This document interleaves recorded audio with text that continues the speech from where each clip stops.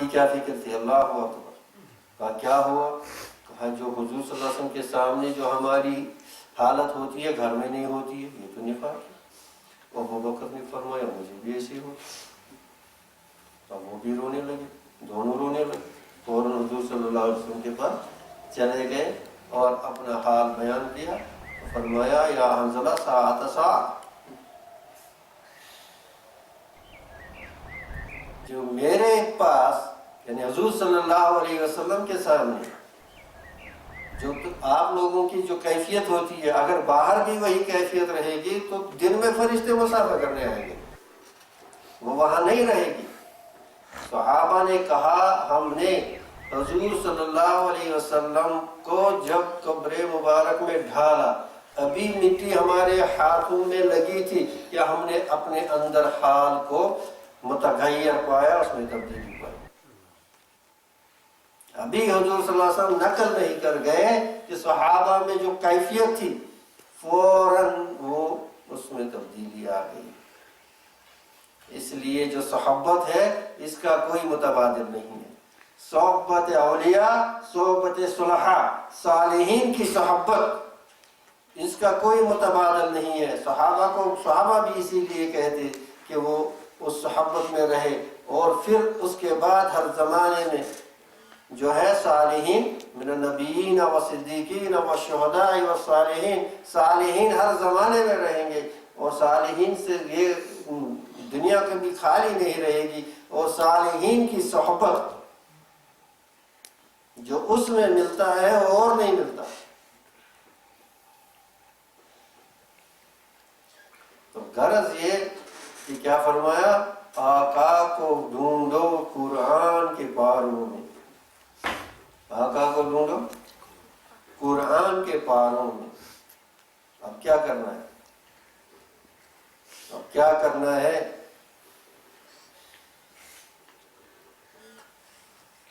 اگر 8 سال ہفتوں بھی پڑھا، ہشتوں بھی پڑھا اور قرآن سمجھا نہیں، مدرسوں میں بیٹھے ذرا بھائی اضربو پڑھانے، قرآن سمجھا نہیں، قرآن کے ساتھ وہ لگاؤ نہیں، تو معلوم ہو جائے گا کہ قرآن سرایت کیا ہوا ہے یا نہیں کیا ہوا ہے جب اس قرآن کا پرتو اس کی زندگی میں، اس کے اخلاق میں، اس کے اوصاف میں، اس کے افعال میں نمایاں ہوگا. اس کے قلب کی کیفیت میں وہ صفتیں ہوں گی جو قرآن کی صفتیں ہیں.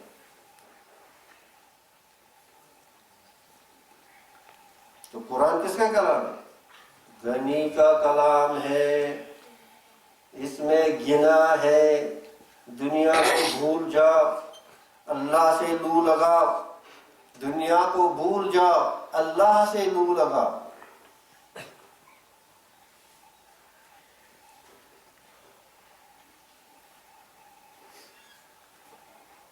اور یہی بنیادی روح ہے ایاک نعبد، جس کے بارے میں کچھ عرض کیا جا رہا ہے کچھ مجلسوں میں. ایاک، اے اللہ بس اور بس ہم صرف تیری عبادت کرتے ہیں. لیکن فوراً سمجھ جاتا ہے کہ یہ اللہ یعنی ما عبدناک حق کا عبادت، ما عبدناک، اے اللہ جس طرح تیری عبادت کا حق ہے مجھ سے ادا نہیں ہو. ما عرفناک حق کا معرفت، جس طرح تیری معرفت ہونی چاہیے ویسی معرفت مجھ سے نہیں. ما ذکرناک حق کا ذکر کا، جیسا تیرا ذکر کرنا ہے، تجھے یاد کرنا ہے. اللہ نے فرمایا تھا اقم الصلاۃ لذکری، اقم الصلاۃ، ارے نماز کو میری یاد کے لیے قائم کرو. ہم کو نماز میں بھی خدا یاد نہیں. نماز میں چچائے کہ غیر نماز میں، نماز میں خدا یاد نہیں. ہر قسم کی چیزیں یاد ہوتی.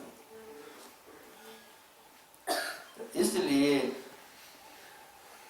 حضور صلی اللہ علیہ وسلم نے سمجھایا، دیکھو صبح و شام میں لا حول ولا قوت الا باللہ پڑھا کرو. کیا پڑھا کرو؟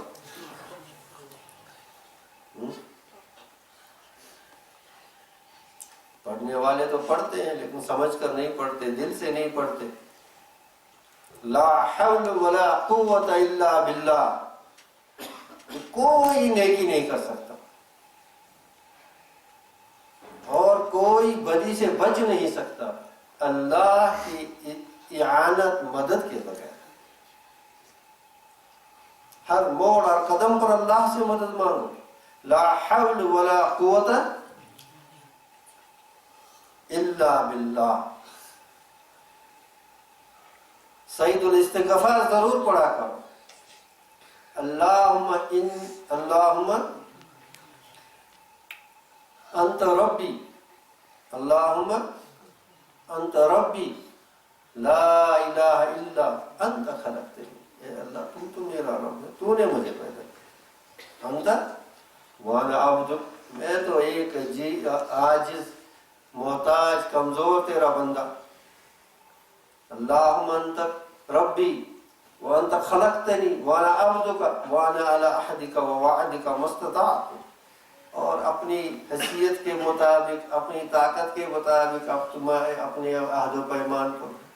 ابو لک بنعمتک علی وابو بذنبی فاغفر لی فانہ لا یغفر الذنوب الا انت. تو عبادت کا جب سمجھ گیا کہ عبادت کے لائق صرف اللہ ہے اور سمجھ گیا کہ میری طاقت میں نہیں، تو فوراً ایاک نعبد کے بعد کیا کہا؟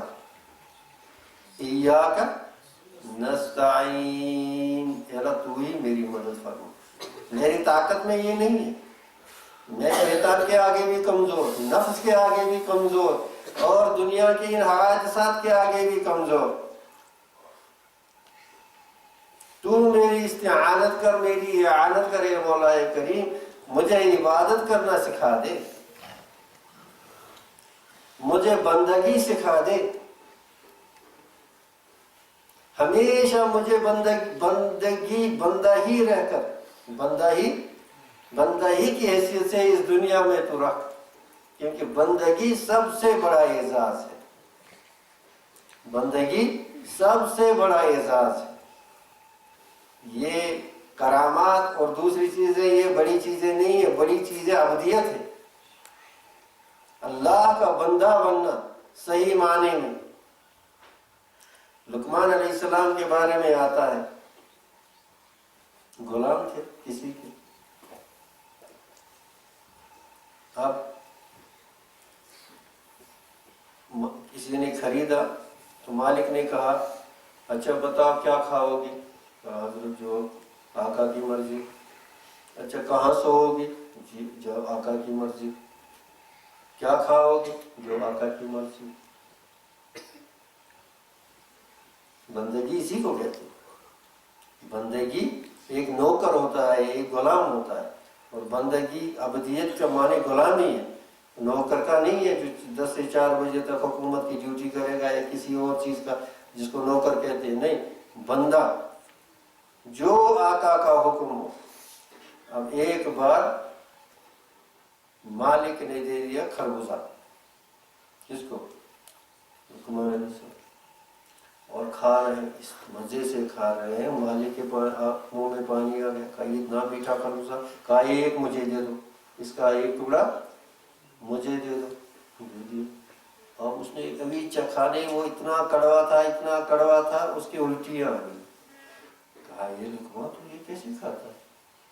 کہا جس مالک نے روز روز میٹھا کھلایا ہو، ایک بار کھٹا کھلائے تو کیا شکوہ کرنا چاہیے؟ جس مالک نے روز روز نعمتیں کھلائی ہوں تو ایک بار اگر کڑوا دیا تو کیا اس کو نہیں کھانا چاہیے؟ ابھی تھوڑی سی تکلیف پہنچی اللہ کی طرف سے تو بس شکو شکایت. یہ ایمان کے لیے سم قاتل. شکوہ شکایت ایمان کے لیے کیا ہے؟ ذہن قاتل. میرے ساتھ یہ کیا، اس کو یہ دیا، مجھے نہیں دیا، اس کو یہ کیا، اس کو یہ کیا، اس کو یہ کیا، مجھے یہ نہیں دیا. یہ خدائی میں دخل ہے، یہ بندگی نہیں. بندے کا کام بندگی کرنا ہے. تو کیا فرمایا؟ ایاک نعبد و ایاک. اللہم لا مانی لما آتیت ولا معطی لما منعت ولا ينفع ذا الجد منک الجد. یہ بھی سبائی مسائی مسنون دعاؤں میں اللہم لا مانی، کوئی روکنے والا نہیں، کوئی، یہ یقین ہونا چاہیے بندے. لما آتیت، اللہ جسے تو دے. اللہم لا مانی، کوئی منع کرنے والا نہیں، کوئی روکنے والا نہیں. لما آتیت، جسے تو دے. ولا معطی، کوئی دینے والا نہیں اس کو. لما منعت، جس کو تو منع کرے، جس کو تو روکے. ولا ينفع ذا الجد منک. ہماری قد کاوی سے کچھ نہیں، مولا دیتا اپنی شان رضا کی سے. ہماری قد کاوی سے کچھ نہیں ہونے کا. بندے کا کام صرف ہے اللہ کے ساتھ صحیح صحیح تعلق جوڑنا، اور وہ سیکھے گا قرآن میں. وہ سکھایا محمد عربی صلی اللہ علیہ وسلم نے، اور کہا آقا کو بھی ڈھونڈو قرآن کے پاروں. آقا کو بھی ڈھونڈو تو کیا سکھایا؟ سکھایا والذین اذا فعلوا فاحشۃ او ظلموا انفسهم. کیا سکھایا؟ والذین اذا فعلوا فاحشۃ او ظلموا انفسهم، کہ اے بندو جو کیا کرتا ہے، کبھی فحاشی کرتا ہے، کبھی بے حیائی کا کام ہو جاتا ہے، شیطان غالب آ گیا، اور کبھی گناہ کا کام کرتا ہے. ظلموا انفسهم، اپنے اس پر، تو کیا کرتا ہے وہ بندہ؟ کیا کرتا ہے؟ اور غفلت میں جائے گا، کیا کرے گا؟ اور حفاظ کرام ذکر اللہ، فوراً اللہ کو یاد کرتا ہے، فوراً اللہ کو یاد کرتا ہے. اور یہ قاعدہ یاد رکھو، اور یہ قاعدہ یاد رکھو، یہ سارے قاعدے عملی ہیں. جب کوئی گناہ ہو گیا اس کے بعد کچھ نہ کچھ نیکی کرو. جب کوئی گناہ ہو گیا کسی طریقے سے، چاہے 2 رکعت نماز پڑھو، چاہے کسی کو خیر کا کلمہ کہو، چاہے کسی کو 1 روپیہ دے دو، کسی طریقے سے، چاہے کسی کا وہ بوجھ اٹھاؤ، کسی طریقے سے بھی کیا کرو. ان الحسنات یذہبن السیئات، جو نیکیاں ہیں وہ برائیوں کو کھا جاتی ہیں. یہ قاعدہ یاد رکھو. جب کوئی گناہ ہوا، وہ سمجھتا ہے جب کوئی گناہ ہوا اس کے بعد کوئی نہ کوئی نیکی کرو. لا تحقرن شیئا من المعروف. کیا فرمایا نبی کریم صلی اللہ علیہ وسلم؟ لا تحقرن، کسی نیکی کو معمولی مت سمجھو. یہ مت سمجھو میں نے یہ چھوٹا کام کیا اس سے کیا ہوگا، کیا پتہ اللہ کو کون سی عبادت پسند آئے گی، کون سا عمل پسند آئے گا اور مغفرت کرے گا. تو عبادت اور عبادت کا مفہوم کہاں سے سیکھیں گے؟ حضور اقدس صلی اللہ علیہ وسلم سے. جیسے پچھلی بار بھی عرض کیا گیا، اللہ جل شانہ نے کیا فرمایا؟ قد جاءکم من اللہ نور و کتاب مبین. قد جاءکم من اللہ نور و کتاب مبین، تحقیق میں نے بھیجے تمہارے پاس، آئے تمہارے پاس، کیا آیا؟ ایک نور اور ایک کتاب مبین. اور وہ نور کیا ہے؟ وہ نور نبی صلی اللہ علیہ وسلم. یہدی بہ اللہ، اللہ تعالیٰ ہدایت کرتا ہے اس کے ذریعے سے من اتبع رضوانہ. اور یاد رکھنا چاہیے اللہ کی رضا جنت سے بھی افضل. من اتبع رضوانہ سبل السلام، اللہ تعالیٰ اس کے لیے سلامتی کے راستے کھول دیتا ہے، اس کو سلامتی کے راستے دکھا دیتا ہے. وَيَهْدِيهِمْ إِلَىٰ صِرَاطٍ مُسْتَقِيمٍ، اللہ جل شانہ اس کو صراط مستقیم دکھاتا ہے. ہدایت کرنے والا اللہ ہے، قرآن کو سمجھانے والا اللہ ہے. ہدایت کے 2 معنی، ہدایت کے آگے کیا ہے؟ اهدنا الصراط المستقیم. آگے کیا ہے؟ اهدنا الصراط، اللہ مجھے ہدایت کر صراط مستقیم. تو ہدایت کے 2 معنی، ایک ارادۃ الطریق، راستہ دکھانا، راستہ. اب قرآن ہدن للناس، سارے لوگوں کے لیے ہدایت، لیکن سارے لوگ تو قرآن پر چلتے ہیں. اور قرآن ہدن للمتقین، متقیوں کے لیے ہدایت، پرہیزگاروں کے لیے ہدایت. تو ہدایت کے ایک معنی ہے راستہ دکھانا، وہ قرآن سب کو دکھاتا. اور ایک ہدایت کے معنی ہے ہاتھ پکڑ کر اس کو چلانا، جس کو توفیق کہتے ہیں. ایک ہدایت ہے ہاتھ پکڑ کر، ایک کو کہیں گے بھائی وہ ادھر سے راستہ ہے، اشارے سے کہہ دیا، ایک کو پکڑ کر وہاں تک پہنچا دیا. ہدایت کے بھی بڑے درجات ہیں. عوام کے لیے ایک ہدایت کا درجہ، خواص کے لیے ایک ہدایت کا درجہ، اور اخص کے لیے ہدایت کا ایک درجہ. اور ہر چیز کی ایک بدایت ہوتی ہے، ایک نہایت ہوتی ہے. ہر چیز کی بدایت، اور جلدی پڑھا، ابتدا، نہایت، انتہا. ہر چیز کی ایک ابتدا ہوتی ہے اور ایک انتہا ہوتی ہے. تو یہ جو ہدایت کے درجے ہیں ان کی بھی ایک ابتدا ہے اور ایک انتہا ہے، اور آخری درجہ تو بے انتہا. ورنہ نبی کریم صلی اللہ علیہ وسلم کیوں پڑھتے اہدنا الصراط المستقیم؟ ان کو کیا پڑھنے کی ضرورت؟ کیا فرمایا؟ ان لیغان علی قلبی،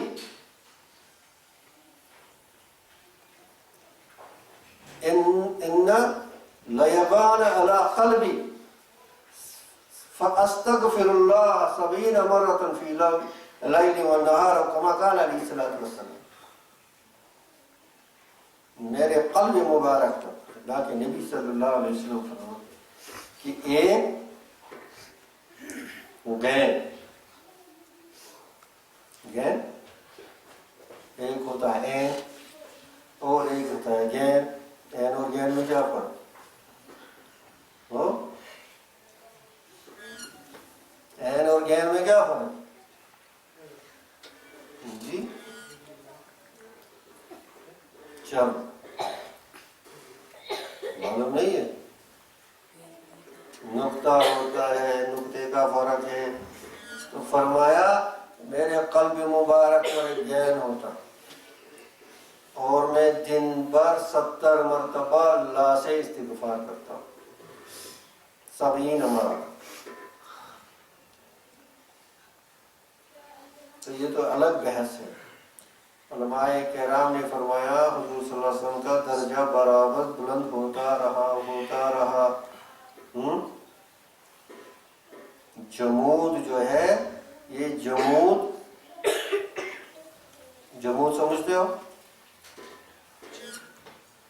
ایک جگہ پر جامد رہنا، یہ مومن کی شان نہیں ہے. ایک جگہ پر جامد رہنا، ساکن رہنا، ٹھہرے رہنا، مومن کی کیا شان ہے؟ مومن کی کیا شان ہے؟ اس پر پرتو ہوتا ہے، کل یوم ہوا فی شان.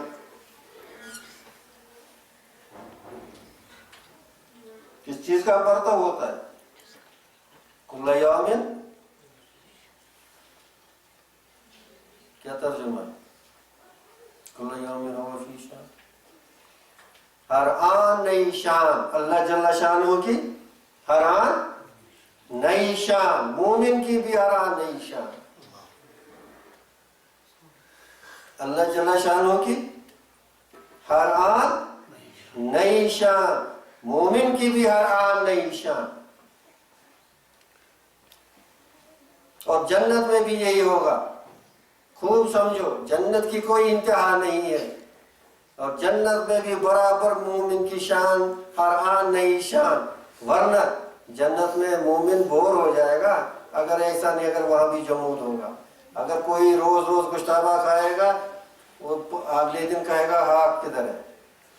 ایک ہی نعمت اگر روز کھائی تو مزہ لے گا نہیں. وہاں دیدار الہی میں ہوگا، اور دیدار الہی کی تجلیت انتہا میں. वहां भी जामिद नहीं होगा, साकिन नहीं होगा। मोमिन की हर आन नई शान। इसीलिए अल्लाह के बंदे जब सुबह उठते हैं तो इन्ना लिल्लाहि व इन्ना इलैहि राजिऊन, अगर नई शान नहीं पाएंगे परेशान होते हैं, इस्तिग़फ़ार में पड़ते हैं। अल्लाह करे समझ में आ जाए, अल्लाह करे समझ में आ जाए कि सही क्या है और हासिल करने की चीज क्या है। मालूम नहीं कि पता नहीं किन चीजों के पीछे पड़े।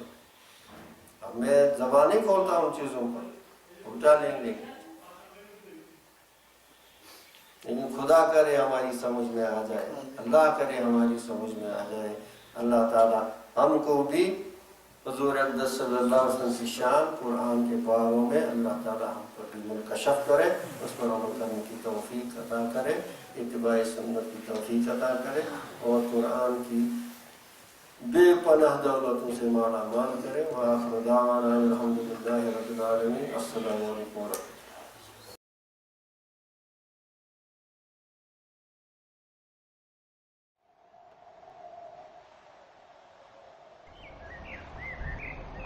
الله أكبر الله أكبر